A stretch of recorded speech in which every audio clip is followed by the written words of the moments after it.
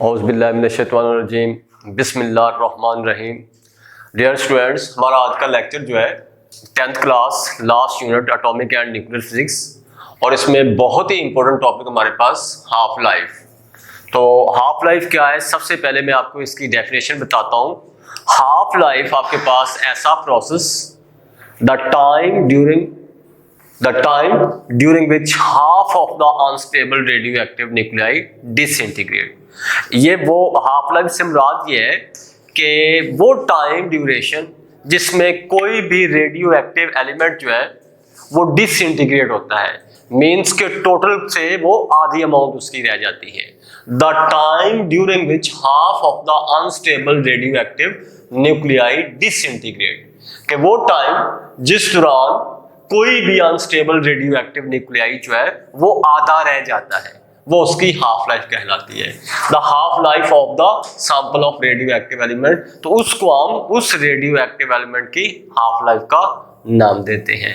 अब हम इसके लिए एक एग्जांपल लेते हैं और ग्राफिकली इसको लेके चलते हैं कि आपके पास यहाँ पे रेडियम की एग्जांपल, रेडियम 226, जिसकी एज जो है या हाफ लाइफ हम ऐसे कह लें कि वो 16-20 ईयर है आपके पास। इसको हम लेके चलते हैं, ये ग्राफिकली देखिएगा। इस साइड पे नंबर ऑफ न्यूक्लियाइड्स, ये आपके पास क्या है ग्राफ पे, नंबर ऑफ न्यूक्लियाइड्स को मैंने इस साइड पे ले लिया और इस साइड पे हमने ईयर्स ले लिए हैं। अब आप इसमें देखते हैं नंबर ऑफ न्यूक्लियाइड्स को मैंने n से नोट किया। n मींस के ओरिजिनल सैंपल आपके पास टोटल, और 16-20 ईयर गुजरने के बाद उसकी जो टोटल अमाउंट है किस तरह से वो आधी रह जाती है। यहाँ पे ये आपके पास ग्राफ में ये कोई ओरिजिनल सैंपल है। ओरिजिनल सैंपल जो है उसको आप n से नोट करते हैं, मींस के ये आपके पास n न्यूक्लियाइड्स हैं। तो आपके पास यहाँ पे सबसे पहले ये इसकी 16-20 ईयर, यहाँ पे 0, यहाँ पे ये आप ओरिजिनल यहाँ से स्टार्ट करते हैं, ये आपके पास 0। इसका मतलब ये है कि 16-20 ईयर्स गुजरेंगे तो ये जो सैंपल है आपके पास n सैंपल, इसका कितना हिस्सा रह जाएगा, आधा हिस्सा रह जाएगा। ये जो शेडेड रीजन आपके पास मैंने यहाँ तक जो है इसको रिप्रेजेंट कर दिया कुछ इस तरह से, ये जो आपके पास ये हिस्सा है, मींस के टोटल जो था सैंपल उसमें से इतना हिस्सा रह गया, ठीक है, बाकी डिसइंटीग्रेशन हो गई, टोटल अमाउंट का हाफ रह जाएगा। अब यहाँ पे जब एक हाफ लाइफ पीरियड गुजरा, यानी 16-20 ईयर गुजरने के बाद ये सैंपल जो n था, n न्यूक्लियाइड पे जो मुश्तमिल था, वो आधा रह गया। अब नेक्स्ट 16-20 ईयर्स गुजरेंगे, नेक्स्ट 16-20 ईयर्स आपके पास कितने बनेंगे कि अगर हम 16-20 ईयर्स और इसमें ऐड करें तो वो 32-40 हो जाएंगे, ठीक है। ये आपके पास 3240 साल हो जाएंगे। इसका मतलब ये कि ये जो बाकी का आधा रह गया था उसमें मजीद हाफ हो जाएगा, यहाँ पे टोटल का हाफ हो जाएगा।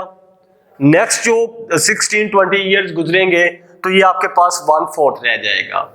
इसी तरह से आपके पास फिर एक दफा और आप इसको लेके चलते हैं और इसमें ऐड करेंगे कितने, 1620 साल और गुजरेंगे तो ये जो आपके पास 1/4 था, इसका ओरिजिनल जो सैंपल n है उसका जो 1/4 पार्ट था, अब मजीद उसमें डिसइंटीग्रेशन होती है, वो मजीद जो है किस में कन्वर्ट हो जाएगा, उसका 1/8 बच जाएगा। तो यहाँ पे आपके पास ये आप लोग देख सकते हैं कि ये जो फ्रैक्शन बचा है ये ओरिजिनल n का जो है हमारे पास 1/8 पार्ट जो है वो बाकी है, यानी 1620 साल गुजरने के बाद आधा रह गया। उसके बाद फिर अगले 1620 साल 3240 हो जाएंगे तो बाकी 1/4 पे आ जाएगा ओरिजिनल एटम। इसी तरह से फिर 1620 साल गुजरेंगे तो वो 48-60 पे चला जाएगा, ओरिजिनल का 1/8 पार्ट जो है वो हमारे पास रह जाएगा। इसी तरह से अब नेक्स्ट 16-20 ईयर्स गुजरेंगे तो ये कितना चला जाएगा, 1/8 से 116, 132, 164 एंड सो ऑन। तो इस तरह से ये डिसइंटीग्रेशन का प्रोसेस जो है ये चलता रहेगा। नेक्स्ट आइएगा आपके पास कि जो हाफ लाइफ है उसको हम रिप्रेजेंट करते हैं। आपके पास एक फॉर्मूला है हाफ लाइफ को रिप्रेजेंट करने का, टी जो है यहाँ पे आपके पास टी टाइम पीरियड को रिप्रेजेंट करता है, एंड 1/2 जो है उसको हम हाफ के लिए रिप्रेजेंट कर रहे होते हैं, हाफ को। इसका मतलब ये कि ये हाफ लाइफ पीरियड को रिप्रेजेंट कर रहा है। अब डिपेंड करता है 1/2 तो हाफ को रिप्रेजेंट कर रहा है, टी जो है वो टाइम ड्यूरेशन को, कि एक हाफ लाइफ पीरियड गुजर गया, 2 हाफ लाइफ पीरियड गुजर गया, 3 हाफ लाइफ पीरियड गुजर गए, कितने पीरियड जो है गुजर गए, तो टी जो है वो हाफ लाइफ पीरियड को रिप्रेजेंट करेगा और 1/2 जो है वो वहां पे हाफ को रिप्रेजेंट करेगा। सपोज आप कहते हैं कि आपके पास यहाँ पे ये कोई टी हाफ लाइफ पीरियड है, तो हम उसको इस फॉर्मूला से नोट करते हैं।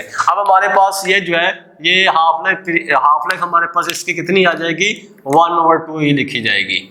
ये हाफ लाइफ पीरियड हमारे पास 1/2 ही लिखा जाएगा कुछ इस तरह से। लेकिन अगर हम बात करें 2 हाफ लाइफ पीरियड गुजर गए, जिस तरह आपके पास ग्राफ में कि जब यहां से वो आधा हो गया तो आपके पास एक हाफ लाइफ पीरियड में ये आधा हो जाता है, यानी 1620 साल के अंदर।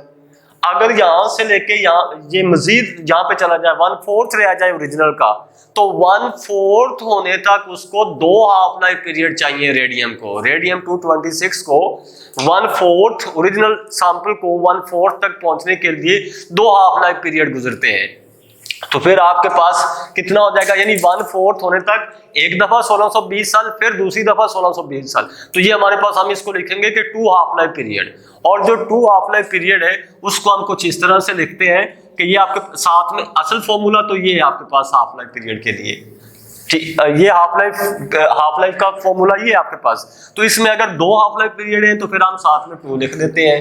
अगर 2 हाफ लाइफ पीरियड है, जरा बात ध्यान से सुनिए कि अगर आपके पास 2 हाफ लाइफ पीरियड है इस तरह से, तो फिर आप लिखते हैं 1/2 एक दफा, फिर भी हाफ एक दफा, इज इक्वल टू 1/2 स्क्वायर हो जाएगा, इज इक्वल टू 1/4 लिखा जाएगा।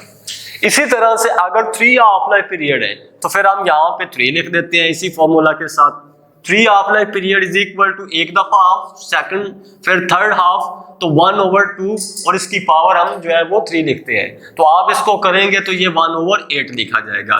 यानी 3 हाफ लाइफ पीरियड गुजरने के बाद 3 हाफ लाइफ पीरियड 1, 2 और 3 हाफ लाइफ पीरियड गुजरने के बाद ओरिजिनल सैंपल का 1/8 जो है वो रह जाता है।